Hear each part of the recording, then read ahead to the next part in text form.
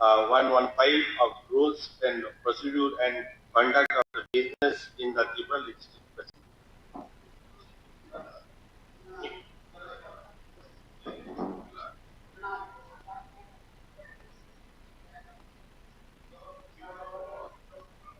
15.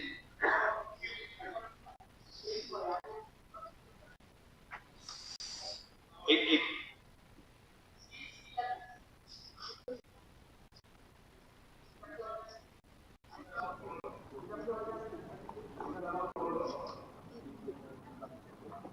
Manya Chairman sir, notice for introduction. Chairman sir, for introduction bill. Notice of my intention to move the lead introduce the patent matters. Tripura second amendment bill 2025 bill number 50 of 2025 during the contract insurance session of the Tripura Legislative Assembly.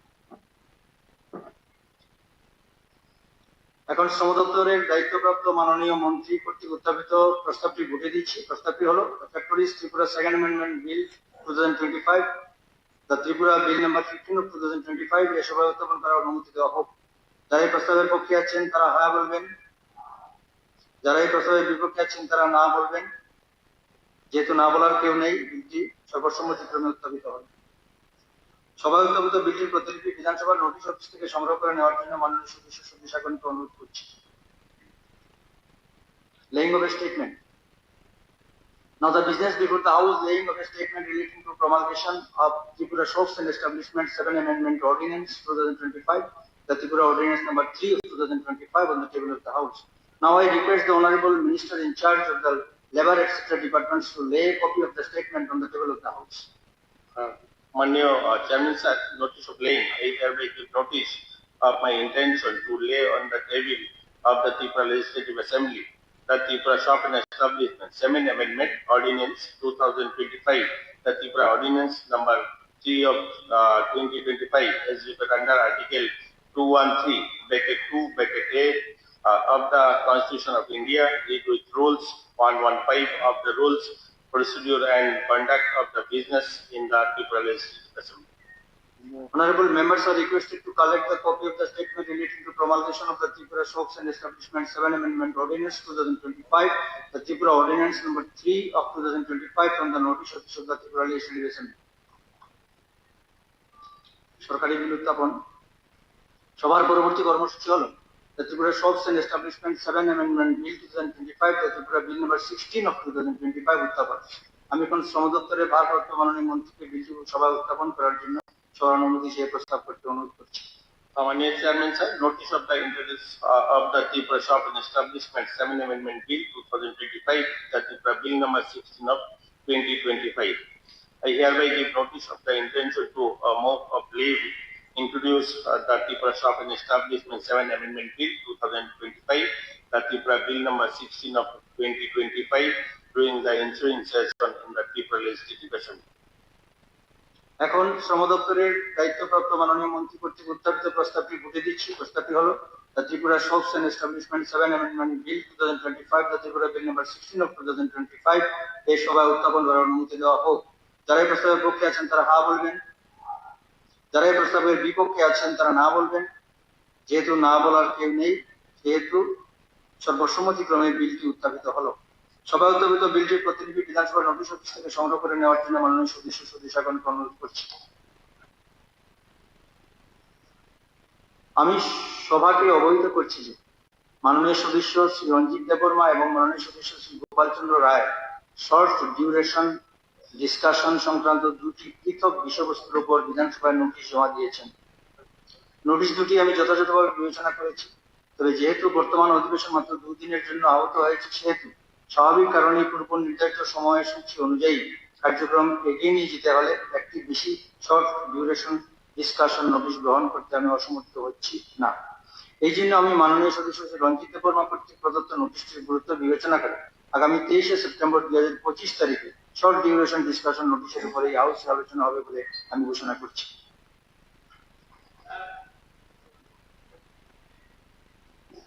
Short time ঠিকই আছে, your lawyer, but আমার তো ছিল drug এটা সারা ত্রিপুরাতে drug industry করে হয়ে গেছে।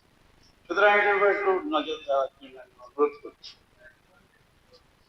একটা দিয়েছেন ঠিকই আছে, স্যার একটু বাড়ালে কি, আধা ঘন্টা বাড়ালে কি হবে? মহাভারত শুদ্ধ হবে স্যার। আপনার এলাকা তো দেখুন, সারা ত্রিপুরাতে কিন্তু একটা সিটি হয়, একটা সিটি হয়, সেন্টার হয়, গলিতে গলিতে গলিতে গলিতে। বাহুবলী একটা সিনেমা হয়েছে, ড্রাগ বলি সমস্ত জায়গায় যাচ্ছে। সুতরাং এটার উপর স্যার কাইন্ডলি একটু দেখুন। যেভাবে আমাদের মানুষ পাঠিয়েছে কিছু বলার জন্য, বাস্তব কিছু বলার জন্য, for the interest of the people, ড্রাগটা ডেঞ্জারাস। মুখ্যমন্ত্রী বারবার বলেন, সব রতন বাবু মাথা নাড়ছেন, রতন বাবু বলেন ঠিক আছে, পরবর্তীকালে দেখা না যাবে। স্যার, পরবর্তীকালে কি হবে? আপনি আজকে এই চেয়ারে আছেন, দুদিন আগে অনেকে ছিল, এটা আমি জানি না। আমার বক্তব্য স্যার, ড্রাগ সম্বন্ধে কিছু আলোচনা হবে না কেন? I will take maximum 15 minutes time. আলোচনা হবে না সেটা বলা হচ্ছে না তো। না আলোচনা সময় কম। স্যার, আমি মাননীয় চেয়ারম্যান স্যার, আমি আপনাকে একটা কথা বলবো, আপনি শিক্ষিত লোক, আপনি বুঝবেন। রমেশ বাবু টপিকটা থাকুক, আমি ইম্পর্টেন্ট ডিসিশন দিয়েছেন, কিন্তু ড্রাগের উপর এটা আপনি কি করে এই করেন স্যার? আপনি তো তাইলে মুখ্যমন্ত্রীর এগেন্সে যাচ্ছেন, তাইলে আপনি প্রধানমন্ত্রীর এগেন্সে যাচ্ছেন। ঠিক আছে না স্যার, আপনি পুনরায় বিবেচনা করার জন্য আমি স্যার অনুরোধ করছি। হ্যাঁ, রঞ্জিত বাবু অ্যাকসেপ্ট করছেন, খুব ভালো। ওনার টপিকটা সাবস্টেন্সটাকে ঠিক আছে, আমি বললাম তো পরবর্তীকালে দেখা হবে। আপনার এই বিষয়টা দেখবো আমরা, পরবর্তীকালে সেটা দেখা যাবে, আপনার মনে থাকবে। আমরা থাকবে বলছি তো। আরে সুদীপ বাবু বলছেন ওই বিষয়টা কি, আপনার বিষয়টা বোধ হয় অনুক্রমের মধ্যে। হ্যাঁ হ্যাঁ, মাননীয় চেয়ারম্যান স্যার, আরে বিষয়টা কি? শুধু বিষয়টা হলো ত্রিপুরা রাজ্যের জনজাতি জনগণের সামগ্রিক উন্নয়ন। এটা না, এটাই তো ঠিক আছে। রাজ্য সরকার এবং ত্রিপুরা রাজনৈতিক দলের মধ্যে দিল্লিতে অনুষ্ঠিত ত্রিপাক্ষী চুক্তি বাস্তবায়নের অগ্রগতি একদম কারিগরি ঠিক চিন্তা করেছে, অ্যাকসেপ্টটা ঠিক করেছে। আরে আমার না, ঠিক আছে ঠিক আছে, বসেন, পরবর্তী সময় দেখা যাবে। বলছি তো দেখ। এবার প্রাইভেট মেম্বার্স রেজলিউশন, সবার পরবর্তী কার্যসূচি হলো প্রাইভেট মেম্বার্স রেজলিউশন। আজকের কার্যসূচিতে 3টি প্রাইভেট মেম্বার্স রেজলিউশন আছে। প্রথম রেজলিউশনটি এনেছেন মাননীয় সদস্য শ্রী দীপক মজুমদার। আমি এখন মাননীয় সদস্য শ্রী দীপক মজুমদারকে অনুরোধ করছি ওনার রেজলিউশনটি সভায় উত্থাপন করে আলোচনা শুরু করার জন্য।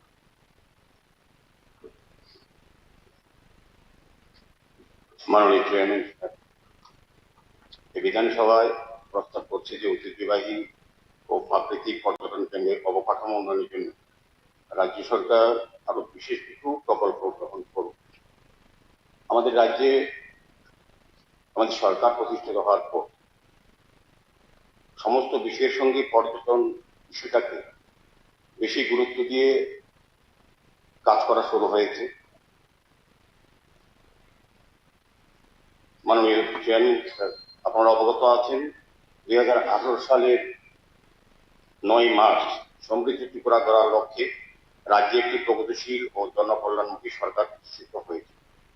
আবারও 2023 সালে 8 মার্চ জনগণের আশীর্বাদ ও কেন্দ্রিক ইচ্ছায় দ্বিতীয়বারের জন্য এই সরকার পথ চলা শুরু করেছে, যার মূল আহ্বান উন্নত ত্রিপুরা ও সমৃদ্ধ ত্রিপুরা। বর্তমান সরকার অগ্রাধিকারী ক্ষেত্রগুলির মধ্যে পর্যটনকে অধিক গুরুত্ব দিয়েছে এবং পর্যটন শিল্পের উন্নয়নে বহুমুখী কর্মসূচি হাতে নিয়েছে। এই প্রকল্পগুলি ধারাবাহিকভাবে বাস্তবায়িত হচ্ছে। মাননীয় চেয়ারম্যান স্যার, প্রথমেই সরকার 100 দিনের উন্নয়নের রূপরেখা নির্ধারণ করেছিল, পরবর্তী সময়ে বার্ষিক কর্ম পরিকল্পনা অ্যাকশন প্ল্যান তৈরি করা হয়। দ্বিতীয় পর্যায়ে উন্নয়নের সুনির্দিষ্ট পরিকল্পনা ও রূপরেখা তৈরি করার লক্ষ্যে 2020 সালে ট্যুরিজম পলিসি 2020-25 গৃহীত হয়। আমাদের সরকারের লক্ষ্য সবকা সাথ সবকা বিকাশ, এই স্লোগানকে সামনে রেখে সরকার প্রতিটি দপ্তরের ন্যায় পর্যটন দপ্তরকেও কর্ম পরিকল্পনা গ্রহণ করেছে, যে এই লক্ষ্যে দপ্তর এগিয়ে চলছে। আমি প্রথমেই বলতে চাই, আধুনিক পর্যটনের সমস্ত উপকরণ ত্রিপুরায় রয়েছে। এ রাজ্যে রয়েছে অনুপম প্রাকৃতিক সৌন্দর্য, পাহাড়, জলাশয়, নদ নদী, হাজার বছরের রাজাদের কীর্তি, ইতিহাস, ভাস্কর্য, প্রত্নতত্ত্বের অমূল্য সম্পদ, পুরাতত্ত্ব ঐতিহ্যমণ্ডিত মন্দির, মসজিদ, গির্জা এবং প্যাগোডা এবং দূষণমুক্ত পরিবেশ, যা পর্যটনের একটি অপরিহার্য শর্ত। তাকে ব্যবহার করে তথ্য প্রযুক্তির মাধ্যমে সারা ত্রিপুরা পর্যটনের বার্তা ছড়িয়ে দিয়ে ত্রিপুরা পর্যটন বিশ্বের দরবারে আকর্ষণীয় করে তোলা ধরা সম্ভব হয়েছে। আমি আশা করছি ত্রিপুরা পর্যটন খুব নিকট ভবিষ্যতে শ্রেষ্ঠ শিরোপা অর্জন করবে। মাননীয় চেয়ারম্যান স্যার, কিন্তু আজকে ত্রিপুরা আধুনিক ছোঁয়া পরতে করবে। এই আধুনিক ত্রিপুরাকে বর্তমান রাজ্য সরকার এক ত্রিপুরা শ্রেষ্ঠ ত্রিপুরা করতে অঙ্গীকারবদ্ধ। এই কারণে স্বদেশ দর্শন প্রকল্পের মাধ্যমে রাজ্যের গুরুত্বপূর্ণ পর্যটন কেন্দ্রগুলিকে ঢেলে সাজানোর উদ্যোগ নেওয়া হয়েছে। 51 পীঠের একটি ত্রিপুরা শিব মন্দির, নীরমহল এবং কুম্ভ ও ছবিমুড়াকে সাজিয়ে তোলার লক্ষ্যে তার অনেকটি শেষ হয়েছে। ত্রিপুরা মন্দিরে আনুষ্ঠানিক যে নতুন ভাবে তৈরি করা হয়েছে তা আগামী 22 সেপ্টেম্বর আমাদের যশস্বী প্রধানমন্ত্রী নরেন্দ্র মোদীর হাত ধরে আনুষ্ঠানিকভাবে মাঙ্গলিক অনুষ্ঠানের মধ্যে সূচনা করা হবে বা জনগণের জন্য তুলে দেওয়া হচ্ছে। বিগত সরকার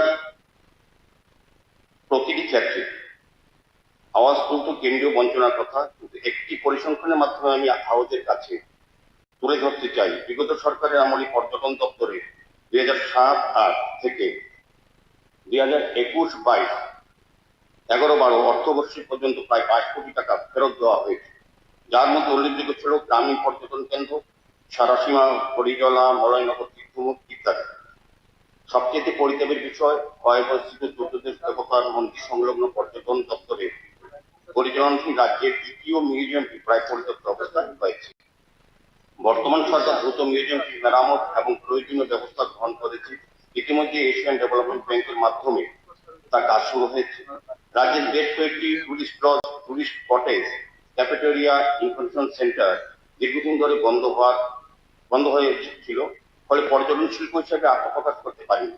রাজ্যের বর্তমান সরকার পর্যটন শিল্পকে অগ্রাধিকারের ক্ষেত্র হিসেবে চিহ্নিত করে গুরুত্বপূর্ণ টুরিস্ট লজগুলিকে অত্যাধুনিকভাবে সাজিয়ে তোলা হয়েছে, যার মধ্যে অন্যতম Gitanjali tourism guest house, Sagarika পর্যটন নিবাস, বর্ডবা ভিউ ট্যুরিজম লজ, এছাড়া নতুন পর্যটন কেন্দ্র গড়ে তোলার কাজ চলছে।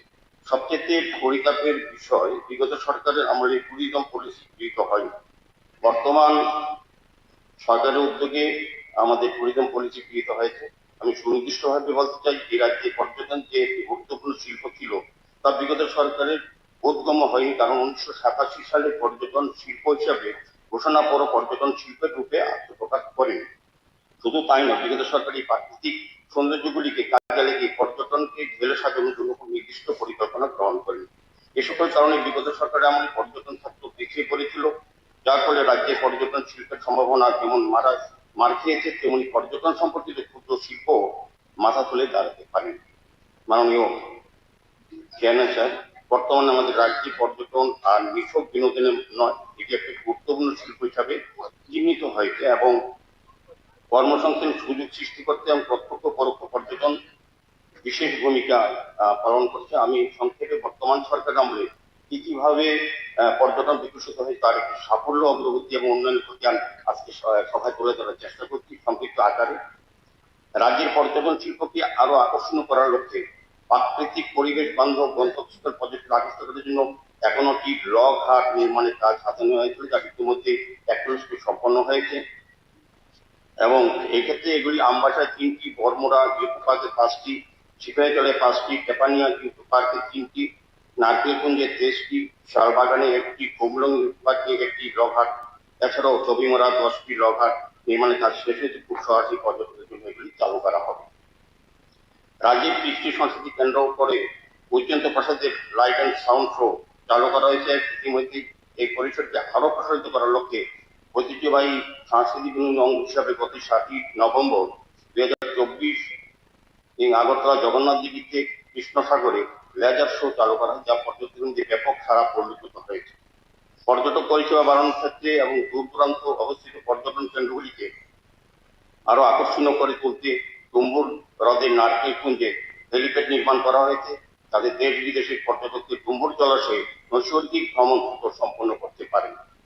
দেশীয় ও বিদেশি পর্যটকদের জলপথ ভ্রমণকে আরো আকর্ষণীয় করে তুলতে জলাশয় ও নদী কেন্দ্রিক পর্যটন কেন্দ্রগুলিকে ঢেলে সাজানোর উদ্যোগ নেওয়া হয়েছে।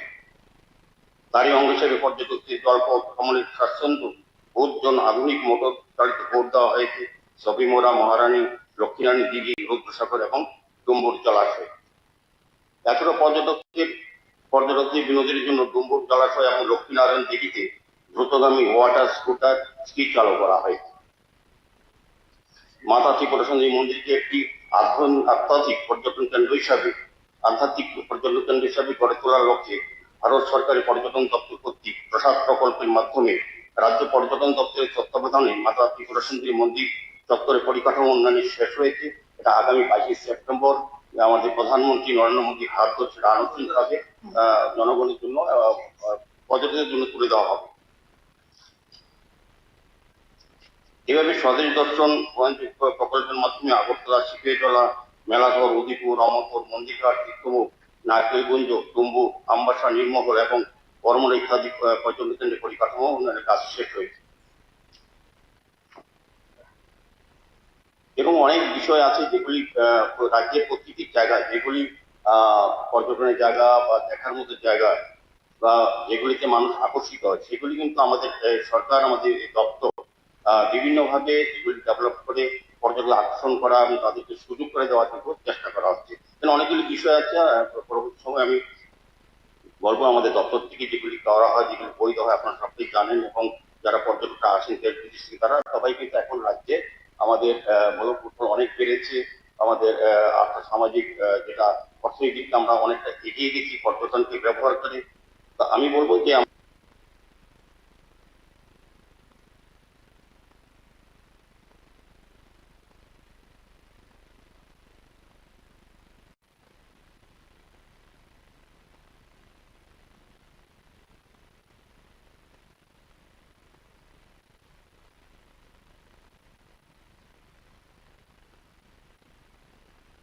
তুলে ধরে পর্যটক আকর্ষিত করা, পর্যটক যাতে রাজ্যে আসেন সেই ব্যবস্থা করে থাকেন। আমি মুখ্যমন্ত্রীকে আজকের এই সভায় ধন্যবাদ জানাই। বিশেষ করে আমি পর্যটন দপ্তরের যিনি দায়িত্ব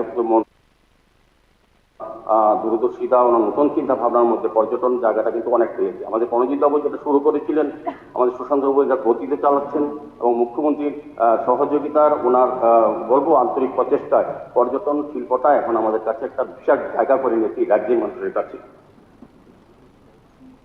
ত্রিপুরা পর্যটন শিল্পের প্রচার ও প্রসারের লক্ষ্যে ত্রিপুরা রাজ্যকে ও বহিরাজ্যের পর্যটকদের সামনে তুলে ধরার জন্য ভারতীয় ক্রিকেট দলের প্রাক্তন অধিনায়ক সৌরভ গাঙ্গুলি সে ত্রিপুরা পর্যটকের ব্র্যান্ড অ্যাম্বাসেডর করা হয়েছে। এর ফলে পর্যটক আগমন ও রাজস্ব আয়ের পরিমাণ বৃদ্ধি পেয়েছে। ধন্যবাদ জানাই আমি দপ্তরের মন্ত্রীকে এবং মুখ্যমন্ত্রীকে ধন্যবাদ জানাই।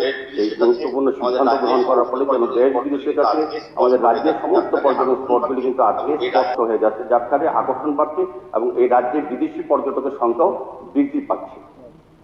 প্রোমো ফেস্ট 2024 আমাদের রাজ্যে প্রথমবারের মতো প্রোমো ফেস্ট 2024 নামে একটি শীতকালীন উৎসবটি 3টি পর্যটন কেন্দ্রে উদযাপিত হয়েছে। একাধিক কর্মসূচির মধ্যে দিয়ে এছাড়া নীলমহল ও জম্পইরা হয়েছে। তারপর ইন্ডাস্ট্রি আগরতলা স্বামী বিবেকানন্দ স্টেডিয়ামে বিশাল সাংস্কৃতিক অনুষ্ঠানের মাধ্যমে সমাপ্তি হয়েছে। এই অনুষ্ঠানে উপস্থিত ছিলেন দেশের স্বনামধন্য গীতিকার শিল্পী শ্রীমতী শ্রেয়া ঘোষাল এবং অনেক বিশিষ্ট শিল্পীরা, যাতে আমাদের এটা একটা বিশাল জায়গা নিয়েছে। কিন্তু আমি বলবো যে পর্যটন শিল্পকে সকলের কাছে তুলে ধরা, আমাদের রাজ্যের বিভিন্ন জায়গাগুলি দর্শক স্থানগুলি মানুষের কাছে পৌঁছে যাচ্ছে এক বিদেশি পর্যটকদের কাছে, এটা কিন্তু আকর্ষণীয় প্রোগ্রাম হয়েছে। উল্লেখিত এই প্রোমো ফেস্ট উপলক্ষে ত্রিপুরা পর্যটনের প্রচার ও প্রসারের লক্ষ্যে 16 রাজ্যের ট্যুর অপারেটরদের নিয়ে একটি কনক্লেভের আয়োজন করা হয়েছিল। এতে অংশগ্রহণ 48 জন প্রতিনিধি। এখানে উল্লেখ যে গত বছরে নয় এবছরও ইউনিটি প্রোমো ফেস্ট 2025 অনুষ্ঠিত হবে নভেম্বর মাসে সম্ভব। দেশ বিদেশের পর্যটকদের ভ্রমণের জন্য ইতিমধ্যে অত্যাধুনিক আর্মেনিয়া বাস ক্রয় করা হয়েছে, এবং এগুলি ওয়ার করা হয়েছে, এসেও গেছে। বেসরকারি উদ্যোগে উৎসাহিত করার জন্য রাজ্যের বেকার যুবক যুবতী কর্মসংস্থান লক্ষ্যে 2019 সালে জুলাই মাসে পর্যটন দপ্তর পর্যটন সহায়ক প্রকল্প নামে একটি প্রকল্প চালু করেছিলেন। আমাদের রাজ্যে প্রথমবার 2021 সালে 9 জানুয়ারি থেকে 13 জানুয়ারি পর্যন্ত স্বামী বিবেকানন্দ ময়দান ত্রিপুরা পর্যটন দপ্তরের উদ্যোগে অ্যাডভেঞ্চার ট্যুরিজম ফেস্টিভ্যাল অনুষ্ঠিত হয়ে গেল। তার অঙ্গ হিসাবে আমাদের রাজ্যে অ্যাডভেঞ্চার ট্যুরিজম চালু হয়ে গেছে এবং অ্যাডভেঞ্চার ট্যুরিজমে যুক্ত হয়েছে para sliding, para promoting water scooter, kiting, water roller, shikara boat, paddle এবং বোট ইত্যাদি। যেমন অনেকগুলি বিষয় থেকে পর্যটন শিল্পকে উৎসাহিত করেছে এবং সমৃদ্ধ করেছে। উদয়পুরে বন্দরে 51 শক্তিপীঠের অবিকল প্রতিরূপ পরিকাঠামো নির্মাণ করার জন্য ভারত সরকার পর্যটন দপ্তরে 97,68,68 লক্ষ টাকা মঞ্জুর করেছে। এখন অব্দি 64,48 লক্ষ টাকা রিলিজ করা হয়েছে। রাজ্য পর্যটন দপ্তরকে ইতিমধ্যে কাজের দরপত্র আহ্বান করেছে এবং কাজ শুরু হয়েছে। আগরতলা পুষ্প গন্তপ্রসাদে 100 শয্যা বিশিষ্ট হেরিটেজ হোটেল উন্নয়নের জন্য গত 20 মে 2025 তারিখে পর্যটন দপ্তর এবং ইন্ডিয়ান হোটেল কোম্পানি লিমিটেড সঙ্গে চুক্তি হয়েছে। এভাবে অনেকগুলি বিষয় নিয়ে আমাদের রাজ্যের পর্যটন দপ্তর, আমাদের রাজ্য সরকার কাজ করছেন এবং রাজ্য পর্যটন শিল্পকে আরো আকর্ষণ করার জন্য হোমস্টে চালু করার উদ্যোগ নেওয়া হয়েছে। ইতিমধ্যে ডুম্বুরে নারকেলগঞ্জের পার্শ্ববর্তী এলাকায় 9টি, জম্বু হিলে 4টি এবং আগরতলায় 3টি হোমস্টে পর্যটন দপ্তরের পক্ষ থেকে রেজিস্ট্রেশন দেওয়া হয়েছে। ভারত সরকারের পর্যটন শিল্পের স্বদেশ দর্শন প্রকল্পের মাধ্যমে ত্রিপুরা হেরিটেজ ভিলেজ অ্যান্ড সঙ্গীত এক্সপিরিয়েন্স জিওনিয়া শচীন্দ্রনগর কলোনি এর উদ্যোগে ভারত সরকারের পর্যটন মন্ত্রক স্যাংশন দিয়েছে। আশা করা হচ্ছে খুব সহজেই এ প্রকল্পে বাদ বাকি অংশ রাশি এসে যাবে। 2025-26 অর্থ বছরে small industry development bank of India নির্বাচিত প্রকল্পের উন্নয়নের প্রস্তাব রাখা হয়েছে। জিরোনিয়া শচীন্দ্রনগর কলোনিতে ইকো ট্যুরিজম 120 কোটি টাকা, মোহনপুর ইকো ট্যুরিজম উন্নয়নের জন্য 25 কোটি টাকা, লুধা চা বাগান চা উন্নয়নের জন্য 30 কোটি টাকা ধরা হয়েছে। আশা করা হচ্ছে খুব সহজেই এই প্রকল্প অনুমোদন পাওয়া যায়। আমি বলবো যে পর্যটন শিল্পের জন্য আমাদের সরকার, আমাদের দপ্তর যে কাজগুলি করেছেন সরকারি উদ্যোগে, তাতে আমাদের দেশে এবং বিদেশি পর্যটকরা অনেকে বৃদ্ধি পেয়েছে। তার জন্য আমাদের আর্থিক, যেটা আমি বলবো যে অর্থ, আমাদের ইনকাম, যে আয়টা বেড়েছে। আমার আশা থাকবে যে আমাদের সরকার এবং আমাদের দপ্তর, এই দপ্তর আরো বেশি এই কাজে এগিয়ে যাবে। আমার এছাড়াও আমার একটা বিশেষ প্রস্তাব আজকে সভায় আমি রাখছি। আপনারা জানেন যে আমাদের দেশের যতগুলি স্থলবন্দর আছে তার মধ্যে দ্বিতীয় বৃহত্তম স্থলবন্দর আমাদের আগরতলা রামনগর আন্তর্জাতিক এয়ারপোর্টের সঙ্গে বাংলাদেশ সীমান্ত। সেখানে আমাদের এখন হয়তো পুরো রাজনৈতিক কারণে আসা যাওয়ার সংখ্যা কমে গেছে, লোক সংখ্যা, কিন্তু প্রতি মাসে আর প্রতিদিন অন্তত 2000 লোক বাংলাদেশ বা বিদেশ থেকে এদেশে আসতো এবং এদেশ থেকে বিদেশে যেত। সেক্ষেত্রে এটা একটা পর্যটনের জায়গা আমি বলবো। এই কারণে পাঞ্জাবে আটারি এবং যেটা পাকিস্তান ওয়াঘা সীমান্তে যে সীমান্ত যত রিট্রিট অনুষ্ঠান হয়, ভারতবর্ষের এটার দ্বিতীয় জায়গা যেখানে বাংলাদেশ এবং ভারতের সীমান্তে, এই আকরা সীমান্তে এই যৌথ রিট্রিট প্রোগ্রামটা কিন্তু অনুষ্ঠিত হতো। প্রচুর সংখ্যক দর্শক এবং মানুষ এবং পর্যটক এখানে আসেন। এটা খুব আকর্ষণীয় জায়গা। এই জায়গায় অলরেডি আমাদের দর্শক gallery, cafeteria, conference hall already তৈরি করা হয়েছে। আমার প্রস্তাব থাকবে দপ্তরের কাছে, মাননীয় মন্ত্রী এবং মুখ্যমন্ত্রীর কাছে আমার সরকারের কাছে প্রস্তাব থাকবে এটাকে আরো আকর্ষণীয় করার জন্য। এখানে অনেক বড় 5 একর একটা জলাশয় আছে, এখানে আপনার ওয়েস্টার্ন বাইপাস হচ্ছে। এই জায়গাটা বাংলাদেশ সীমান্তে একটা অষ্টলক্ষ্মী হাট করা যায় কিনা। আমাদের প্রধানমন্ত্রী অষ্টলক্ষ্মীর উপর খুব জোর দিয়েছেন এই 8টি রাজ্যের উপর। বিশেষ করে আমি বলবো যে অরুণাচল প্রদেশ, আসাম, মণিপুর, মেঘালয়, মিজোরাম, নাগাল্যান্ড, সিকিম এবং ত্রিপুরায় যারা সংস্কৃতি, ঐতিহ্য, হস্তশিল্প, তাঁত, রন্ধন প্রণালী এবং প্রাকৃতিক সৌন্দর্যের এক অমূল্য সম্পদের জায়গা এই 8টি স্টেট। স্টেটে যদি এখানে অষ্টলক্ষ্মী হাট হয়, তাদের এই 8টা স্টেটের বিভিন্ন সংস্কৃতি যেমন বিনিময় হবে, তার সামগ্রী আমাদের সবাই পাবো। এবং ইনফরমেশন সেন্টার থাকবে, যে সকল পর্যটক দেশ বিদেশ থেকে এই আগরতলা এই জায়গায় আসবেন অষ্টলক্ষ্মী হাটে, তারা সিকিম বা অরুণাচল বা আসামে কি কি পর্যটন জায়গা আছে এখান থেকে তারা যেমন খবর পাবেন, এখান থেকে ব্যবস্থাপনা বুকিং করে তারা কিন্তু অন্যান্য রাজ্যে গিয়েও এই পর্যটন ব্যবস্থার সুযোগ গ্রহণ করতে পারবে। কাজে আমি বলবো যে আমাদের দপ্তর এবং সরকার যাতে অনুমোদন প্রস্তাব থাকবে এই হাউসে, যাতে এটাকে পর্যটনের জায়গা, যেহেতু দেশ বিদেশ থেকে যখনই আমাদের কোনো রাষ্ট্রপ্রধান আসুক বা সরকারি বেসরকারি হোক বা আমাদের আত্মীয় পরিজন আছেন, তারা প্রত্যেকেই চেষ্টা করেন বাংলাদেশের বর্ডারে এই জায়গাটা পরিদর্শন করার জন্য। একটা আকর্ষণীয় জায়গা, অনেকের কৌতূহল থাকে, উৎসাহ থাকে। এটাকে আমরা বাড়িয়ে পর্যটনের জায়গা হিসেবে যদি করতে পারি, আমাদের স্বাভাবিক কর্মসংস্থান এবং আর্থিক জন্য উপকৃত হবো, পাশাপাশি আমাদের রাজ্যের যে গুরুত্ব পর্যটন জায়গাগুলি আরো সমৃদ্ধ হবে। যারা এখানে আসবেন তারা সারা রাজ্যের অন্য অন্য জায়গাগুলি করবেন। আমি বলবো যে এটা সরকার যেহেতু আমাদের দায়িত্ব নিয়ে কাজগুলি করছেন, যেগুলি কাজ করেছেন, আশা করি এটা করবেন। কারণ এই ছবি মোড়া, এই ঊনকোটি, মাতৃপুরুষী মন্দির, কমলা সাগর, এগুলি আগেও ছিল, এগুলো নতুন তৈরি করা হয়নি। কিন্তু মানুষ যাওয়ার মতো ব্যবস্থাপনা ছিল না, পরিকাঠামো ছিল না, ভাবনা ছিল না, দৃষ্টিভঙ্গি ছিল না। আমাদের সরকারের পর আমাদের প্রথম গুরুত্ব দিতে না, এগুলিকে মানুষ জানতে হবে। দেশ বিদেশে যে সুযোগ পর্যটকরা পান, সেই পরিকাঠামো তৈরি করা, রাস্তা, এই হেলিপ্যাড তৈরি করা, লকার তৈরি করা, মানুষকে থাকার ব্যবস্থা দেওয়া, সেগুলি পরিদর্শনের ব্যবস্থা করার জন্য পরিকাঠামো তৈরি করা আমাদের সরকার কিন্তু সেভাবে এগিয়ে গেছে বলে আজকে দেশি এবং বিদেশি পর্যটকের সংখ্যা বেড়েছে। আমাদের আর্থিক দিক থেকে আমরা কিন্তু অনেকটা লাভবান হয়েছি, আমাদের কর্মসংস্থান বেড়েছে এবং রাজ্যের যে ঐতিহ্য, রাজ্যের যে এই সব পরম্পরা, এগুলি মানুষের কাছে সারা বিশ্বে তুলে ধরার সুযোগ হয়েছে। আমার আলোচনা এটাই বলবো যে পর্যটন শিল্পে আমাদের রাজ্যে একটা আমূল পরিবর্তন হয়েছে। সেটা মাননীয় মুখ্যমন্ত্রীকে ধন্যবাদ জানাই, ওনার প্রচার প্রসার এবং ওনার এই বিশেষ গুরুত্ব যাতে আমাদের বর্তমানে যিনি দায়িত্ব আছেন সুশান্ত বাবু, যিনি মন্ত্রী, ওনারও বিশেষ অভিনব চিন্তা ভাবনাতে অনেকটা হয়েছে। আগে রঞ্জিত বাবু কাজটা শুরু করেছিলেন বলবো, সার্বিক আমাদের সরকারের একটা টিম ওয়ার্ক করে আজকে পর্যটন শিল্প সারা বিশ্বের কাছে কি করে একটা জায়গা তৈরি করেছে। আগামী দিন আরো ভালো জায়গায় যাবে, বিশ্বাস নিয়ে আলোচনা। নমস্কার। এবার এ বিষয়ে আলোচনা রাখবেন মাননীয় সদস্য শৈলেন্দ্র চন্দ্রনাথ। 10 মিনিটের মধ্যে শেষ করবেন প্লিজ। थैंक यू चेयरमैन साहब।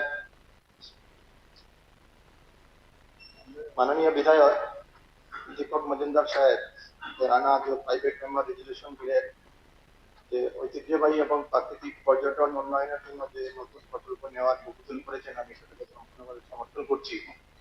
তৎসঙ্গে গত 6 বছরে এই পর্যটন শিল্পের যে কিছু গ্যাপ রয়েছে, সেদিকে আমাদের সরকারের আরো বেশি নজর দেওয়া দরকার, সেগুলি আমি কিছু উল্লেখ করছি। 2018-19 অর্থ বছরে পর্যটন শিল্পের যে বাজেট বরাদ্দ ছিল তার 15.13 লক্ষ টাকা, অর্থাৎ 47% অব্যয়িত রয়েছিল। সেই অ্যামাউন্ট 2020-21 সালে 102.8 লক্ষ টাকা, অর্থাৎ 20% ছিল আনস্পেন্ড। 2021-22 সালে সেই অব্যয়িত অর্থের পরিমাণ বেড়ে 363.66 লক্ষ টাকা, অর্থাৎ 48% ছিল আনস্পেন্ড। সেই অ্যামাউন্টটা 2022-23 বেড়ে দাঁড়িয়েছে 565.85, 39%। 2023-24 অর্থ বছরে সেই পরিমাণটা কমেছে 54.65 লক্ষ টাকা, 4.5%।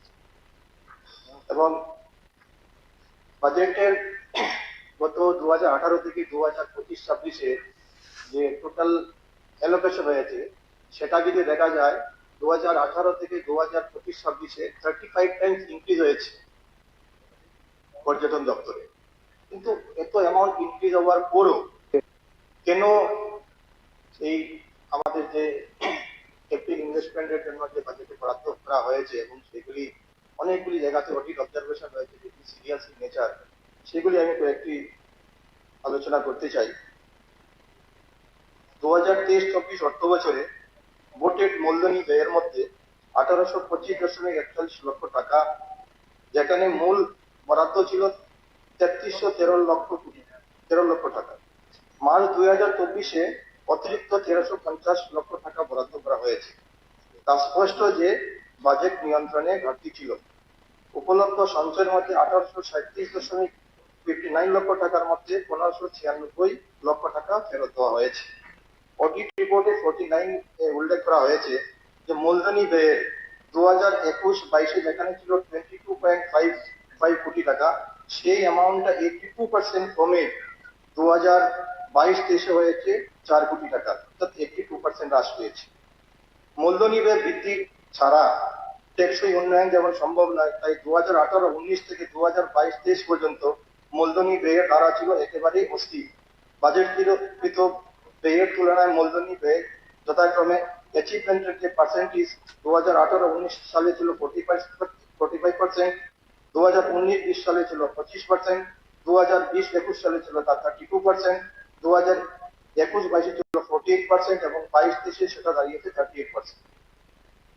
ট্রেজারি পক্ষের বিধায়ক এবং মন্ত্রীগণ প্রায়শই বলে থাকেন যে বামপন সরকারের 25 বছরের শাসনকালে পর্যটন খাতে উন্নয়ন বলে কোনো উদ্যোগ নেওয়া হয়নি, কিন্তু পর্যটন মন্ত্রণালয়ে 2024 সালে যে প্রতিবেদন পাবলিশ হয়েছে সেখানে আমি দেখতে পেয়েছি যে 2015-16 সালে আগরতলা, সিপাহীজলা, মেলাঘর, উদয়পুর, অমরপুর, তীর্থমুখ, মান্দিঘাট, ডুম্বুর, নারিকলগঞ্জ এবং আমবাসা উন্নয়নের জন্য 82.585 কোটি টাকা মঞ্জুর করা হয়েছিল।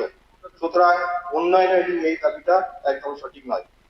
এছাড়া আমি স্বীকার করছি 2021 সালে ত্রিপুরা পর্যটন দপ্তর ত্রিপুরা সুন্দরী উন্নয়নের জন্য প্রসাদ প্রকল্পের মাধ্যমে 34.4 কোটি টাকা আমাদের ত্রিপুরা সরকার পেয়েছে, কিন্তু অধিকাংশ ক্ষেত্রেই সময় মতো প্রকল্প সম্পূর্ণ করতে আমরা ব্যর্থ হয়েছি।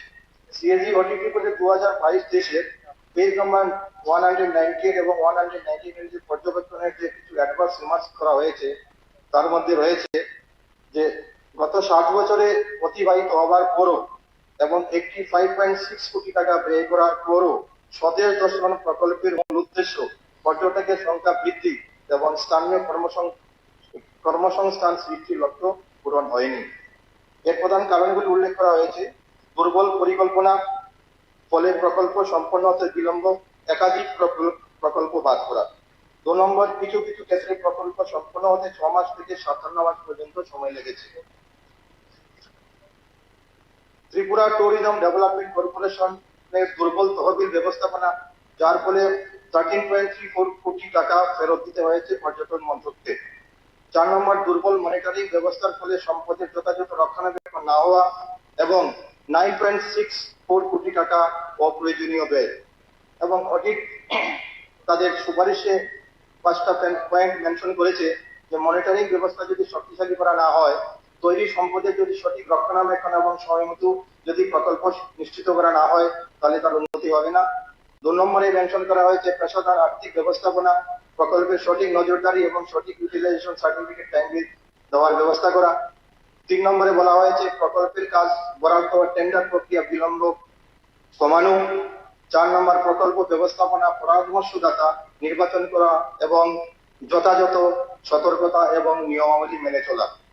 লাস্ট বলা হয়েছে একটি সুসংহত পরিকল্পনা নীতি গ্রহণ করা, যাতে বন দপ্তর, এএসআই এবং সংশ্লিষ্ট স্টেক হোল্ডারদের মতামত নিয়ে পরিবেশগত প্রভাব ও অন্যান্য বিষয় নিয়ে বিবেচনা করে পর্যটনের অবকাঠামো উন্নয়ন করা। অডিট রিপোর্টে 2022-23 সালে বেশ কিছু সিরিয়াস এলিগেশন রয়েছে, সেগুলি আমি মেনশন করতে চাইব। এখানে পেজ নম্বর 94 লেখা হয়েছে, the 5 pilots among 2 guards were being paid monthly remuneration since September 2022 from the TTDCCL's own fund without performing any duty,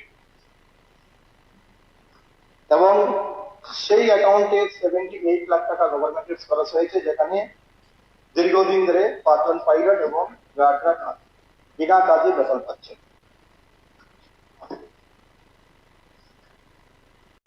Infrastructure expenditure in respect of battery operated vehicle procured under the adventure tourism theme, এখানে বলা হয়েছে 11টা battery operated ভেহিকলের মধ্যে only 2টো working কন্ডিশনে রয়েছে।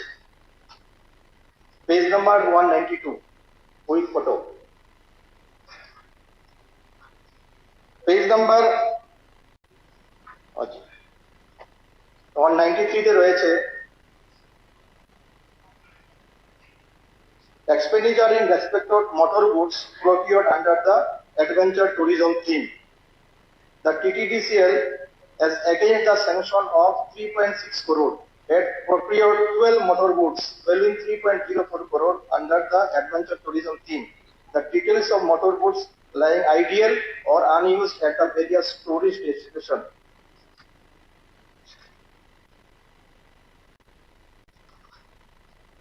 সব details গুলি রয়েছে, কোথায় কোথায় কোন গাড়িগুলি রয়েছে, সময় নিচ্ছি না।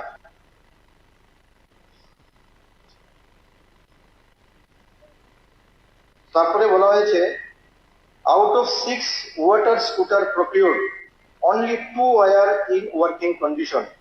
Expenditure 1.01 crore. Page number 189. Deficient lease agreement. The operation of 15 long hut at Narikalgunj tourist destination in violation of SDS sanction letter was leased out October 2022 to an agency without obtaining the sanction of the Ministry of Tourism at a lease rental revenue of rupees 45 lakhs per annum without permission.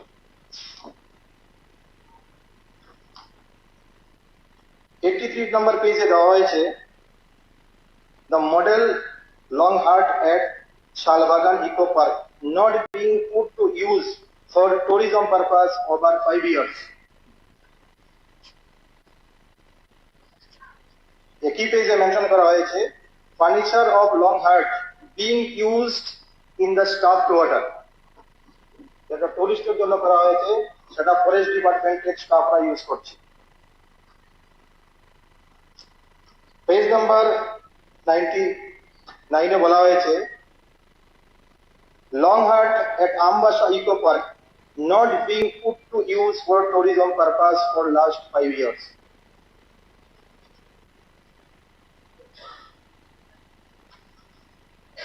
Thus, out of 18 long huts, 5 long huts were not utilized for over a period of 4 years since their creation.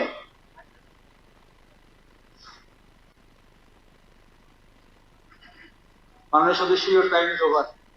Please. Last point বলে শেষ করছি।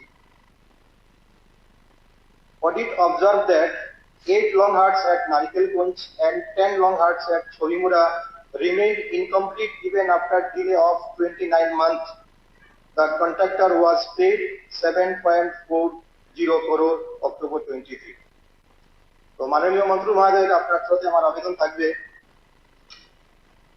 যে infrastructure এক্সপেন্ডিচারের জন্য যে central গভর্নমেন্টের যে কোটি কোটি টাকা আসছে সেগুলি টাইমলি রূপায়ণের জন্য একটা যেন সঠিক পদক্ষেপ নেওয়া হয়, তবেই আমাদের টুরিস্ট ইন্ডাস্ট্রিকে আমরা ডেভেলপ করতে পারবো, এমপ্লয়মেন্ট জেনারেশন হবে এবং ইকোনমি আমাদের বুস্ট হবে।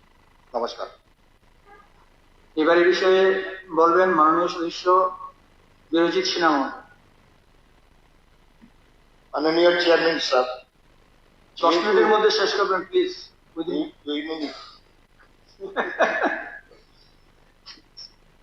পর্যটনের উপরে যেহেতু এখানে উত্থাপন করা হয়েছে, আমাদের ত্রিপুরা সরকারের পর্যটন দপ্তরের মিনিস্টার মাননীয় সুশান্ত চৌধুরী মহাশয় পর্যটন শিল্পকে অনেক উন্নত করার জন্য চেষ্টা করছে, আমরা দেখছি এবং অনেক হয়েছে। কিন্তু যেহেতু আমি কৈলাসহরের প্রতিনিধিত্ব করি, এখানে একটা পর্যটনের যে নিদর্শন রয়েছে ঊনকোটি তীর্থ। এই তীর্থে পৃথিবীর বিভিন্ন প্রান্ত থেকে টুরিস্টরা আসে প্রত্যেক বছর এবং তাদের ভালো থাকা খাবার কোনো ব্যবস্থা নেই। সরকার থেকে একটা উদ্যোগ চলছে, একটা হোটেল করা হচ্ছে দেখেছি, কিন্তু ঊনকোটিকে উন্নয়নের জন্য এখন পর্যন্ত কোনো প্রজেক্ট আমরা দেখি। শুনেছি অনেক টাকা মঞ্জুর হয়েছে বিভিন্ন সোর্স থেকে, এখানে কোনো উন্নয়নের কাজে কোনো লক্ষ্য নেই। ঊনকোটিতে একটা আকর্ষণ আছে, আদিবাসী বা অন্যরাও সেখানে মকর সংক্রান্তি এবং অশোকাষ্টমী মেলাতে প্রচুর লোক যায় অবগ্রহণ করার জন্য। সেখানে একটা সীতাকুণ্ড আছে যেখান থেকে জল সৃষ্টি হচ্ছে, ঝর্ণা। এটা প্রায় শুকিয়ে যাচ্ছে, কারণ এটার উপরে কোনো গাছ কিছু সব খতম হয়ে গেছে।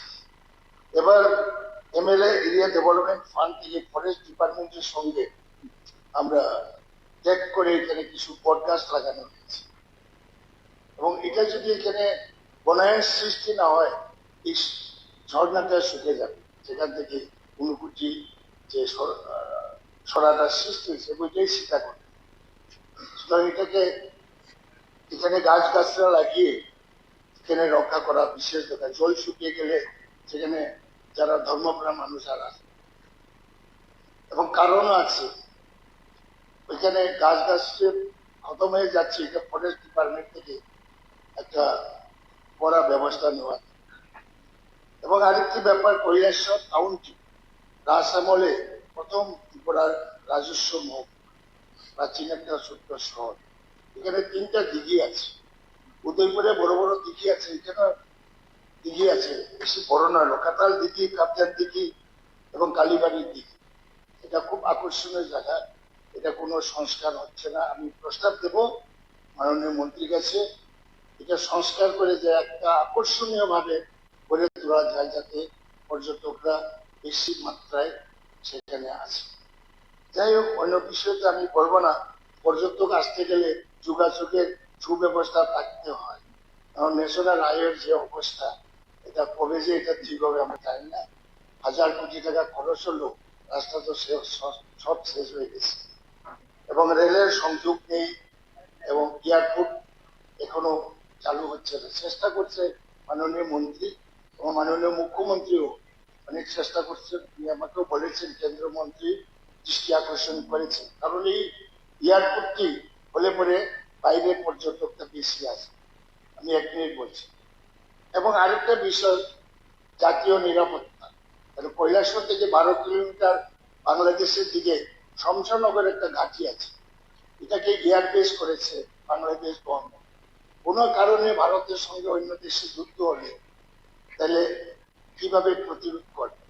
কৈলাসহর এয়ারপোর্টটা দেশের নিরাপত্তার স্বার্থেও এটা বিশেষ প্রয়োজন। এবং আমি বিশেষ বলছি না, আমি আশা করি ঊনকোটিকে আরো আকর্ষণীয় ভাবে গড়ে তোলার জন্য দপ্তর থেকে চেষ্টা করেন আছে। ধন্যবাদ।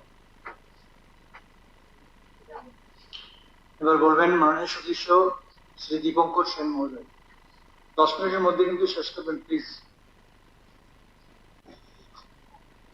মাননীয় চেয়ারম্যান সাহেব, খুব সুন্দর একটা টপিক সেখানে আনা হয়েছে, প্রাইভেট মেম্বার রেজুলেশন। কারণ ছোট্ট ত্রিপুরা, পার্বত্য ত্রিপুরা, আমাদের এই ত্রিপুরায় এটাই হচ্ছে সবচেয়ে বড় সম্পদ। মানুষ এখানে আসে নিশ্চয়ই দেখার জন্য, এই প্রাকৃতিক সৌন্দর্য উপভোগ করার জন্য। আমরা নিশ্চয়ই কাশ্মীরের ভূস্বর্গ উপহার দিতে পারবো না, কারণ সেটা প্রকৃতিগতভাবে তৈরি হয়েছিল, কিন্তু তারপরেও তাকে আরো সুন্দরভাবে সাজিয়ে তোলার পরিকল্পনা যদি আমরা গ্রহণ করি, তাহলে সেটাকে বাস্তবায়ন করে মানুষের দৃষ্টিতে আরো আমরা সেটার মধ্যে নিয়ে আসতে পারবো।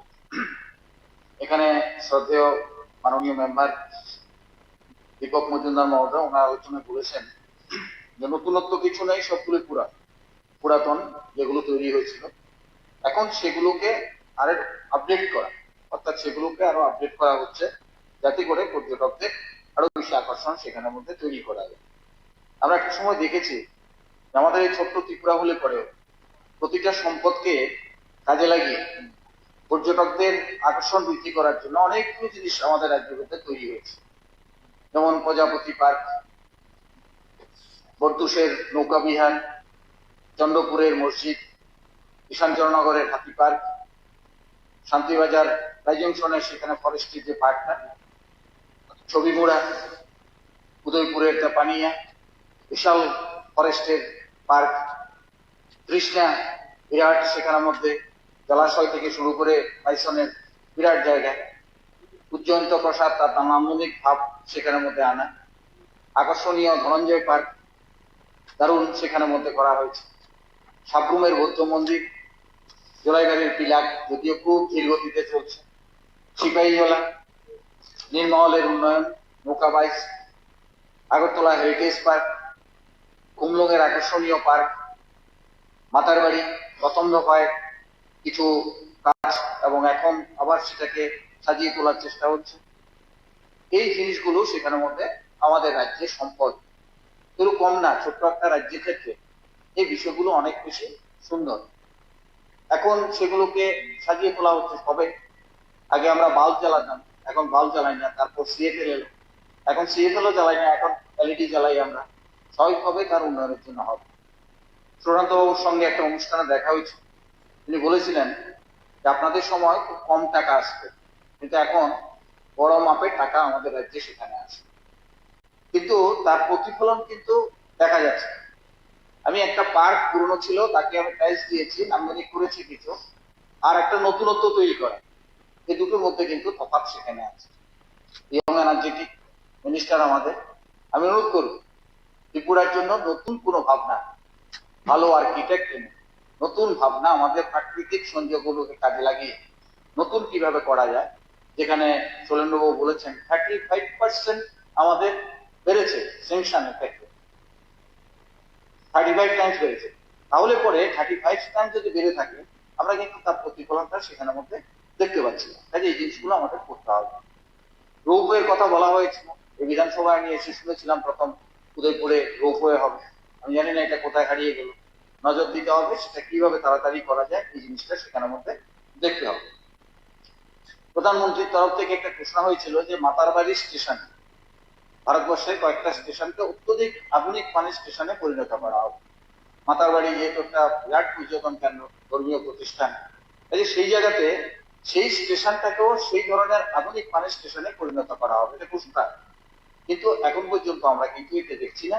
আমি মাননীয় মন্ত্রীকে অনুরোধ করব রোপওয়ে এবং মাতারবাড়ির আধুনিক স্টেশন তৈরি করার যে বিষয়টা, এই দুটো বিষয়ে অত্যধিক নজর দেওয়ার জন্য আমি সেখানের মধ্যে বলব। এর সঙ্গে আমি যেটা বলবো সেটা হচ্ছে কৃষ্ণার প্রাকৃতিক সৌন্দর্য অত্যধিক, কিন্তু তাকে নান্দনিক করে তোলার যে কাজটা আমরা কিন্তু এখনো করতে পারছি। মনে হচ্ছে যে এগুলো শুকিয়ে যাচ্ছে, আস্তে আস্তে করে ভগ্ন দশায় পরিণত হচ্ছে। জলাশয়, তাতে জল থাকছে না, সেটাকে আরো বেশি কাটিয়ে সেখানের মধ্যে উপভোগ্য কি করে তোলা যায়। যেখানে বাইসন আসে দেখার জন্য, সেই জায়গাটাকে আরো বেশি কিভাবে সেখানে সাজিয়ে তোলা যায়, এই বিষয়গুলোর জন্য আমি অনুরোধ করব আর্কিটেক্ট এই বিষয়গুলোর উপরে যারা করে সেই আর্কিটেক্টদের নিয়োগ করে, প্রয়োজনে বাইরে থেকেও যদি রাজ্যে কোনো আর্কিটেক্টকে আনতে হয়, একটা টিম তৈরি করে এই জায়গাগুলোকে ভিজিট করে এগুলোকে আরো বেশি নান্দনিক করার জন্য কি করা দরকার, এই জিনিসগুলো আমাদের সেখানের মধ্যে দেখা দরকার। তাহলে পরে আরো অনেক বেশি সেখানের মধ্যে আকর্ষণ আমাদের তৈরি হবে। আমরা ক্রিকেটার সৌরভ গাঙ্গুলিকে আমরা নিশ্চিত তৈরি করেছিলাম, এটা করার মূল উদ্দেশ্য ছিল যে ত্রিপুরার এই প্রাকৃতিক বিষয়গুলোকে সারা দেশের ক্ষেত্রে আরো বেশি আকর্ষণ সেখানের মধ্যে তৈরি করা। আমি জানি না এটা করার মধ্যে যে কতটুকু লাভবান সেখানের মধ্যে হয়েছে, পর্যটকদের কতটুকু আকর্ষণ সেখানের মধ্যে তৈরি করা যাচ্ছে। আমি সুশান্ত বাবুর সঙ্গে সেখানে মৈত্রী পার্ক চোত্তাকলা সেখানে গিয়েছিলাম, একটা অনুষ্ঠান উনি নিমন্ত্রণ করেছিলেন, আমি সেখানে গিয়েছিলাম। পর্যটক কিন্তু কমছে। আমি সেদিনই সেখানে যারা ছিলেন অফিসার তাদের কাছ থেকে তথ্যটা সেখানে নিলাম, একটা প্রিন্টেড চার্ট আমাকে দিল।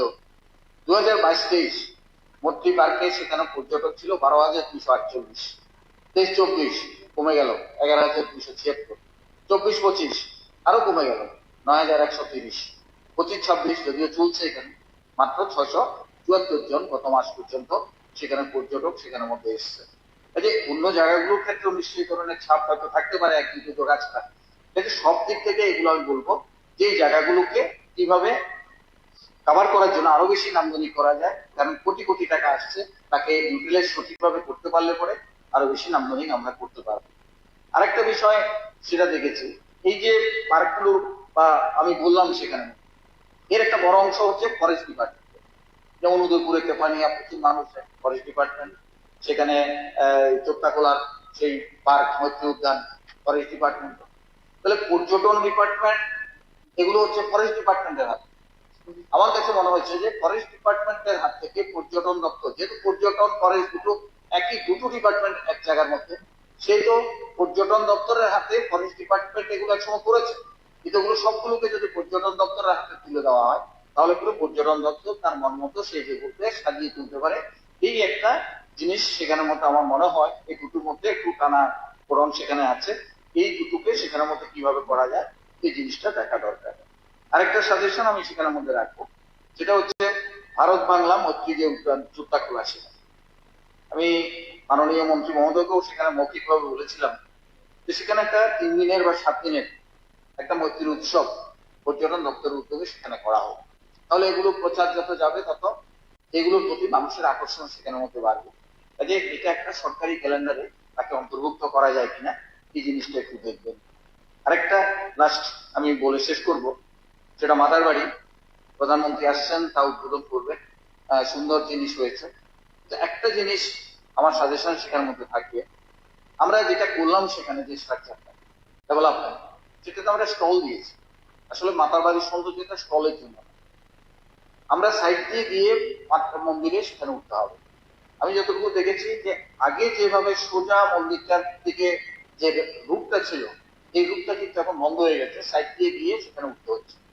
এটাকে সোজা এখন উদ্বোধন হয়ে যায়, কিন্তু সোজা মাঝখানে যে কোনো এক দুটা স্টল বাদ দিয়ে করে হলো সিঁড়ি করে, যাতে রাস্তা থেকে আমি সোজা মাতৃ মন্দিরটাকে দর্শন করতে পারি।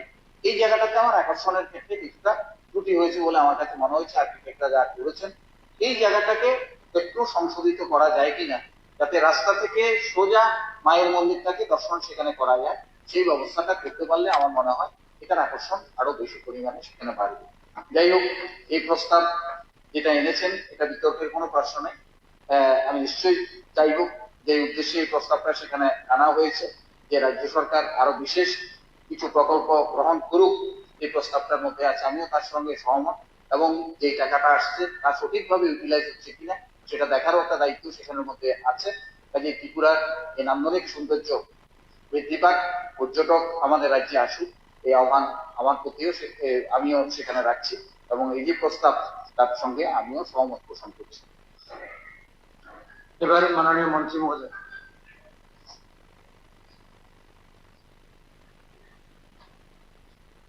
মাননীয় চেয়ারম্যান মহোদয়, মাননীয় সদস্য শ্রী দীপক মজুমদার আনিত যে প্রাইভেট মেম্বার রেজলিউশন খুবই গুরুত্বপূর্ণ বিষয়, এবং প্রতি সেশনই আমাদের এই ট্যুরিজমের উপর, পরিকাঠামোর উপর বিভিন্ন আলোচনা আমরা অংশগ্রহণ করে থাকি, এবং প্রতিবারই আমরা বলার চেষ্টা করি যে ত্রিপুরা রাজ্যের পর্যটন আগামী দিনে রাজ্যকে বিশেষ করে কর্মসংস্থানের ক্ষেত্রে বেকারদেরকে একটা দিশা দেখাবে, এবং অর্থনৈতিক বুনিয়াদকে শক্তিশালী করার ক্ষেত্রে পর্যটনের একটা বিশেষ ভূমিকা থাকবে। আমাদের রাজ্যের মাননীয় মুখ্যমন্ত্রী এবং দেশের যশস্বী প্রধানমন্ত্রী মোদীজি, ওনারাও একমত যে পর্যটন হচ্ছে এমন একটা ক্ষেত্র, একদিকে যেমন পর্যটনের মাধ্যমে আমরা বিশ্ববাসীর কাছে আমাদের রাজ্যকে এবং দেশকে উপস্থাপন করব, ঠিক তেমনি রাজ্যের যুবকদেরকে পর্যটনের মাধ্যমে স্বনির্ভর করার ক্ষেত্রে আমাদের সেখানে ভূমিকা দিতে হবে, এবং সেটাকে মাথায় রেখে আমাদের চিন্তা ভাবনা এবং পরিকাঠামোগত উন্নয়নের বিষয়ে বা উন্নয়নের দিকে আমরা ধাবিত হচ্ছি। মাননীয় দীপক মজুমদার বিস্তারিত আলোচনা করেছেন ওনার বক্তব্যে, এবং পরবর্তী সময়ে মাননীয় সদস্য শ্রী শৈলেন্দ্র চন্দ্র নাথ, সম্মানিত সদস্য শ্রী বিরজিৎ সিনহা এবং দীপঙ্কর সেন মহোদয় তাদের দৃষ্টিভঙ্গি নিয়ে সে বিষয়ে আলোচনা করেছে। মাননীয় সদস্য শ্রী শৈলেন্দ্র চন্দ্র নাথ যে বক্তব্য রেখেছেন, আসলে উনি কি বুঝাতে চেয়েছেন আমি সেটা বুঝতে পারি। উনি পার্সেন্টেজের হিসাব করেছেন। আমার মনে হচ্ছিল আমরা হয়তো বাজেট সেশনে আছি, যে কোন খাতে কত পার্সেন্টেজ বৃদ্ধি পেয়েছে, কোন খাতে কত পার্সেন্টেজ কমেছে। উনি একটা রেট্রোস্পেক্টিভ একটা হিসাব আমাদের সামনে রাখবে। আসলে আমি আপনাকে আহ্বান জানাবো, আপনার কাছে যদি কোনো তথ্য থাকে, যেটা আপনি বলেছেন এজিট দেওয়া তথ্য, এটা আমি মনে করি না আজকের এই সভায় যেটা কনক্লুসিভ, এটা ইনকনক্লুসিভ। আপনার দলের সদস্যই রয়েছে পিএসসির চেয়ারম্যান, পাবলিক অ্যাকাউন্টস কমিটির চেয়ারম্যান, দপ্তরকে যদি আমাদেরকে বলা হয়, নিশ্চয়ই আমরা সেই বিষয়ে দেখব। যদি চিঠি আকারে দেন বা আলোচনা করেন, আমরা সেক্রেটারি ডাইরেক্টর রয়েছে, পিএসসি যদি ডাকে ওনারা আসবেন এবং প্রজেক্ট ওয়াইজ, ইয়ার ওয়াইজ, ডাটা ওয়াইজ আপনারা আলোচনা করতে পারেন। আমি আপনাদেরকে ওয়েলকাম জানাচ্ছি। বিরজিৎ দা বলেছেন, মাননীয় সদস্য বিরজিৎ সিনহা মহোদয়, যে অনুভূতি একটা পর্যটনের বিশেষ স্থান, তাতে পরিকাঠামোগত উন্নয়নের প্রয়োজনীয়তা রয়েছে। আমি সম্পূর্ণভাবে সহমত পোষণ করি এবং আপনার মাধ্যমে মাননীয় সদস্য শ্রী বিরজিৎ সিনহাকে জানাতে চাইব, কারণ উনি নিশ্চয়ই জানেন, কারণ উনি ত্রিপুরা রাজ্যের রাজনীতিতে এমন নয়, নতুন, দীর্ঘদিনের প্রতিদ্বন্দ্বিতা করছেন, প্রতিনিধিত্ব করছেন কৈলাসহর বিধানসভা কেন্দ্র থেকে। যে 59 থেকে 3 কিলোমিটার ধরে সোনামুখী একটা জায়গা রয়েছে, 72 কোটি টাকা খরচ করে এডিবি ফান্ডে সেখানে নতুন করে পরিকাঠামো গড়ে উঠছে। আগামী 1 বছরের মধ্যে তা সম্পূর্ণ। আমি প্রশ্ন রাখছি দীপঙ্কর বাবুকে এবং সুরেন্দ্রনাথ সেখানে মাননীয় সদস্য, যে আপনাদের সময় পর্যটনকে শিল্প আকারে ঘোষণা দেওয়া হয়েছিল ইন দ্য ইয়ার 2008-2009।